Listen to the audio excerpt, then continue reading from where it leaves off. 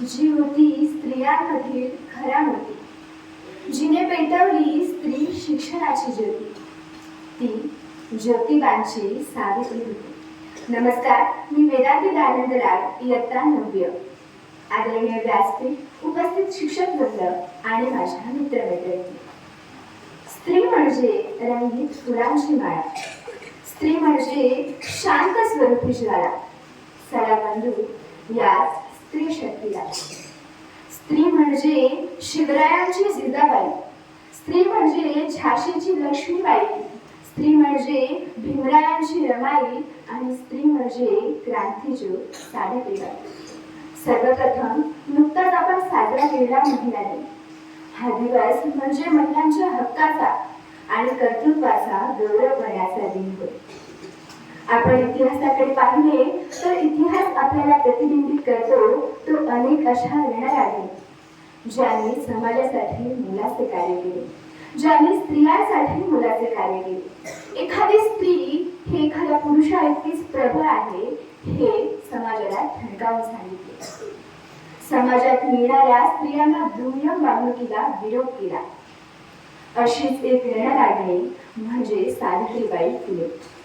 त्यांचा जन्म 3 जानेवारी 1831 रोजी झाला. त्या भारतातील पहिल्या महिला शिक्षिका होत्या. त्या काळी स्त्रियांना शिक्षणास मान्यता नव्हती. तरीही सावित्रीबाई फुले यांनी स्त्रियांना शिक्षण देण्याचे ठरवले. तेव्हा अनेक लोकांनी, समाजातील अनेक लोकांनी त्यांना दूषणे दिली, शिव्याशाप दिला. समाजाची तत्त्वे म्हणून तुम्ही जर कार्य केला तर तुम्हाला नरकातही थारा मिळणार नाही असे सांगितले. त्यांच्यावर दगडफेक झाली, चिखलफेक झाली, तरीही त्यांनी हार मानली नाही. त्या स्वतः शिकल्या आणि नंतर त्यांनी पुण्यातील शनिवार पेठ येथे मुलींसाठी पहिली शाळा सुरू केली. त्यांचे कार्य आपल्यासाठी प्रेरणादायी ठरते. त्यांनी अंधश्रद्धा निर्मूलन, अबाल वृद्ध, विधवा स्त्रिया यांच्यासाठी आणि समाजातील वंचित घटकांसाठी मोलाचे कार्य केले. त्यांचे कार्य आपल्याला प्रेरणादायी ठरते कारण त्यांनी आपल्या पंखात बळ दिले, आपल्याला नवीन स्वप्ने पाहण्याचे बळ दिले.